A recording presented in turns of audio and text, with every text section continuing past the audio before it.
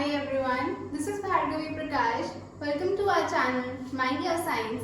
हम साथ में पढ़ रहे थे फिजिक्स में हम कहाँ पहुँच गए थे? इलेक्ट्रिक फ्लक्स के ऊपर।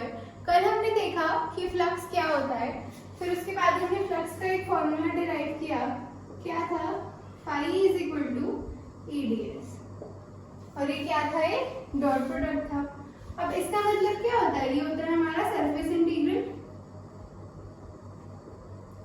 सरफेस इंटीग्रल का मतलब क्या होता है कि जो हमारी सरफेस है, पूरी सरफेस पे, यानी कि क्या दिखा रहा है? क्लोज्ड सरफेस को ये डिपिक्ट कर रहा है। यानी कि जैसे कि हमारे पास ऐसी कुछ हमने सरफेस ली थी, तो क्या है? ये क्या है? एक क्लोज सरफेस है। ओपन सरफेस कैसी होती है? ये क्या है? ओपन सरफेस है, और ये क्या है? मेरी क्लोज सरफेस है। इसीलिए हम क्या करते हैं? सरफेस इंटीग्रल लेते हैं ओवर अ क्लोज सरफेस। ये जो लाइन लगा के हमने गोला लगाया है, इसका मतलब ये होता है कि हम क्लोज सरफेस के बारे में बात कर रहे हैं, ओपन सरफेसेस की बात हम नहीं करेंगे। तो ये जो हमारा कंसेप्ट है, जो हमने कल पढ़ा इलेक्ट्रिक फ्लक्स का, इसे आज हम यूज करेंगे क्या पढ़ने में? गॉस थ्योरम पढ़ने में। तो गॉस थ्योरम क्या कहती है वो देखते हैं। ये कहती है कि it states that the surface integral of electrostatic field for a closed surface in vacuum is 1 upon epsilon naught times the charge enclosed within the surface। बहुत लंबी हो गई डेफिनेशन, आसान तरीके से समझते हैं। ये है मेरी क्लोज सरफेस। कैसे पता क्लोज है? क्योंकि ये मैंने इसकी पूरी बाउंड्री बनाई है जैसे इसकी थी। तो ये क्या है? क्लोज सरफेस है। इसे आप कैसे इमेजिन कर सकते हैं? मान लो आपके घर में कोई क्रिकेट बॉल पड़ी है, या बास्केटबॉल, या फुटबॉल, या कोई भी बॉल पड़ी है, वो क्या है? एक क्लोज सरफेस है। किसकी फॉर्म में? स्फीयर की फॉर्म में। तो मान लो ये वही आपकी बॉल पड़ी है, और अब मैं क्या बोल रही हूँ कि इसका जो टोटल चार्ज है वो Q है। क्या बोला मैंने? जो आपके घर पे बॉल पड़ी है, ये कोई भी गोल ऑब्जेक्ट पड़ा है, उसका जो टोटल चार्ज है, यानी कि इस सरफेस का जो टोटल चार्ज है वो कितना है? Q है।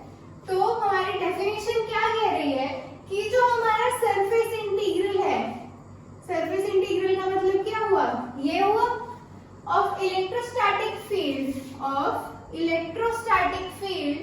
For a closed surface is 1 upon epsilon naught times the charge enclosed within the surface। यही बनकर आई डेफिनेशन। क्या बना? क्या लिखा है? ये क्या कहती है गॉस थ्योरम कि जो सरफेस इंटीग्रल है किसका? इलेक्ट्रोस्टैटिक फील्ड का। इलेक्ट्रोस्टैटिक फील्ड ही लिखती है हमने, और फिर हमने क्या लिखा? For a closed surface. तो सरफेस भी आ गई हमारे पास। किसके इक्वल है? इस मतलब equal to 1 upon epsilon naught times the charge enclosed within the surface। कि वो हमारा क्या है? टोटल चार्ज है जो इस बॉडी के ऊपर है। तो डेफिनेशन से या तो फॉर्मूला याद रख लो, या फिर फॉर्मूले से डेफिनेशन बना सकते हो। अगर ये डेफिनेशन मुश्किल लग रही है तो आप इसे सिंपली भी लिख सकते हो कि किसका फॉर्मूला है?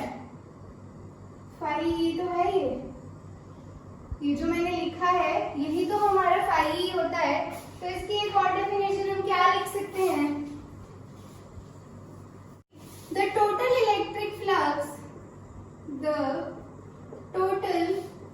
electric flux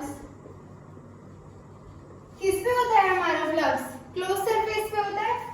तो लिख देंगे ओवर अ क्लोज्ड सरफेस किसके इक्वल है? और कहां पर है? वैक्यूम में है। In vacuum is 1 upon epsilon naught times the total charge। और हमारा टोटल चार्ज है कितना इस केस में? Q है। क्या बनाई हमने डेफिनेशन कि जो हमारा टोटल इलेक्ट्रिक फ्लक्स है कहां पर? Over a closed surface. कहां पर पड़ा है? वैक्यूम में। In vacuum is 1 upon epsilon naught times the total charge on the surface। तो ये हमारी छोटी डेफिनेशन बन जाती है। आपको ये याद हो रही है तो ये लिख दो, वरना ये भी लिख दोगे तो इसमें कुछ गलत नहीं है। जो यहाँ पर फॉर्मूला है उसी को हमने डेफिनेशन में कन्वर्ट करके लिख लिया है। अब ये तो मैंने बोल दिया, क्या बोला कि जो फाई है वो क्या आ रहा है, 1/ε0 times the total charge enclosed. अब हम कैसे मान लें कि ये सही है, तो इसका क्या करेंगे, हम प्रूफ करेंगे। अब इसे प्रूफ करने के लिए हम क्या करेंगे, एक क्लोज सरफेस ले लेते हैं, यही बना लेते हैं, ये है मेरी क्लोज सरफेस। क्या बोला मैंने, इस पे जो टोटल चार्ज है वो कितना है, क्यू है। इसका रेडियस ले लो सर्किल का या फिर स्फीयर या कुछ भी मान लो, ये क्या है, उसका रेडियस है। कौन है रेडियस, आर यहाँ पर रेडियस डिनोट कर रहे हैं, ठीक है, ध्यान से याद रखना। अब हम क्या करेंगे, एक छोटा एलिमेंट कंसीडर कर सकते हैं, कुछ गलती है इसमें, नहीं है। हम क्या कर रहे हैं, एक स्मॉल एलिमेंट कंसीडर कर रहे हैं जिसका एरिया मैं बोल रही हूँ कि स्मॉल एस है, जिसे मैंने क्या लिख लिया, ds लिख लिया। अब इसमें फील्ड की डायरेक्शन बताओ जरा, कहाँ आएगी, पॉजिटिव चार्ज है, पॉजिटिव चार्ज की डायरेक्शन कहाँ होती है इलेक्ट्रिक फील्ड की, रेडियली आउटवर्ड होती है, यानी कि इससे दूर होगी। किसकी डायरेक्शन है ये, इलेक्ट्रिक फील्ड की डायरेक्शन है।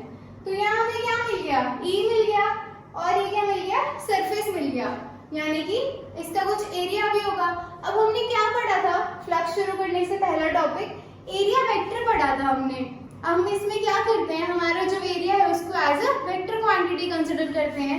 तो वेक्टर करने के लिए क्या करना होता है, यूनिट वेक्टर का यूज करना पड़ता है। तो बताओ जरा इसका यूनिट वेक्टर कैसे बनेगा। क्या बताया था मैंने कि अगर ये सरफेस थी तो इसका यूनिट वेक्टर क्या बनता था, परपेंडिकुलर और आउटवर्ड बनता था। तो अगर मान लो ये मेरी बॉल है या फिर ये घड़ी ले लो, इसकी सरफेस क्या है, गोल है, तो इस पे वेक्टर कैसा बनेगा, ऐसा बनेगा, यानी कि रेडियली आउटवर्ड बनेगा। तो इसका m मैंने क्या कर दिया, ऐसे बना दिया। कुछ गलती है इसमें, कोई गलती नहीं है। क्या करा हमने, सरफेस ली, स्फीयर लिया, बॉल ली, कुछ भी लिया, टोटल चार्ज उसका क्या था, Q था। अब उस बॉल से हमने क्या कर लिया, छोटा सा एलिमेंट कंसीडर कर लिया, किस लिए, ताकि हमें इजी हो सॉल्व करने में। इसका एरिया कितना है, ds है। एरिया हम क्या कंसीडर कर रहे थे, वेक्टर कंसीडर कर रहे थे, तो हमने क्या कर दिया, यूनिट वेक्टर से असाइन करके इसे वेक्टर क्वांटिटी में कन्वर्ट कर दिया। ये क्या दे रहा है, हमें डायरेक्शन दे रहा है, किसकी, स्मॉल एलिमेंट ds की।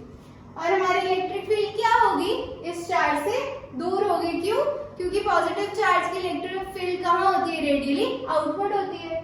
तो ये सारा कंसेप्ट हमने इसमें यूज कर लिया। डायग्राम को समझना बहुत जरूरी है, अगर समझ नहीं आया तो वीडियो रिवर्स करके फिर से देख लो। अब हमें क्या करना है, E की वैल्यू निकाल सकते हैं, k/r²।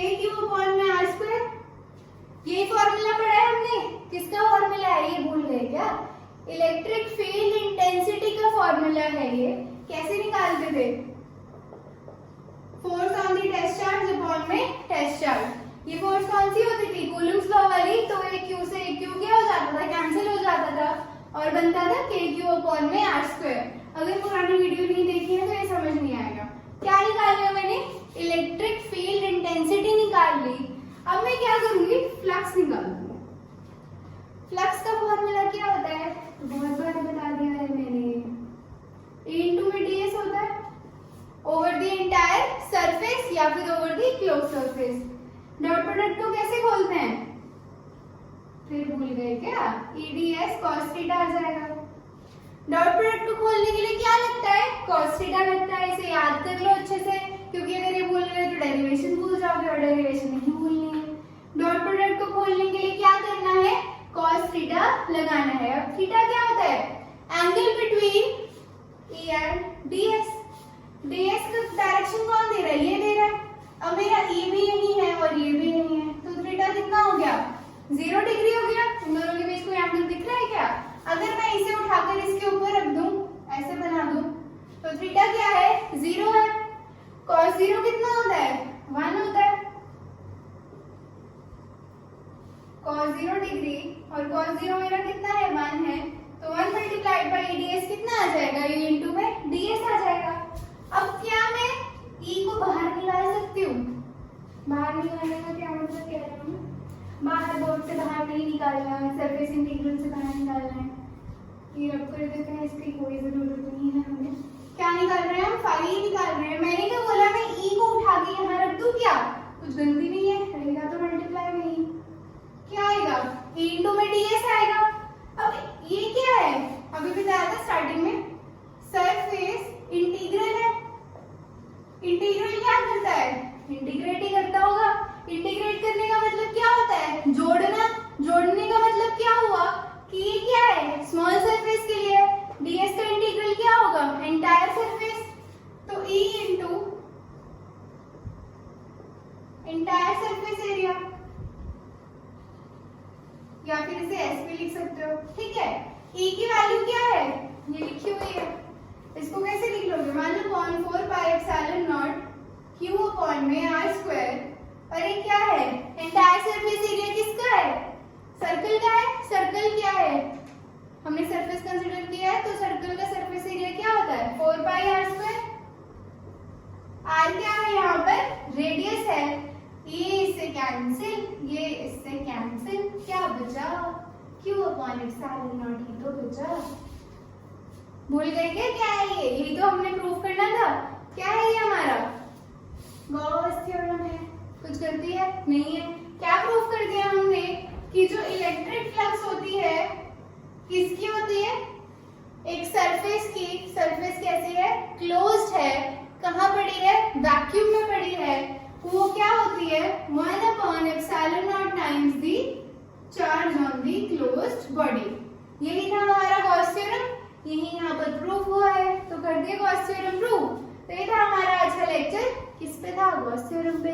गॉस थ्योरम में क्या याद रखना है, डेफिनेशन याद रखनी है, याद नहीं रखनी तो फॉर्मूला याद कर लो, फॉर्मूले से, फॉर्मूला तो आसानी है यार, phi is equal to 1 upon epsilon not into में क्यू। यहाँ से डेफिनेशन मैंने लिखवा दी है, प्रूफ मैंने कर दिया है कि जो मैंने बताया वो बिल्कुल सही है। अगर वीडियो पसंद आई हो तो लाइक कर देना, दोस्तों के साथ शेयर कर देना, कोई क्वेश्चन हो तो नीचे कमेंट कर देना। Thank you so much.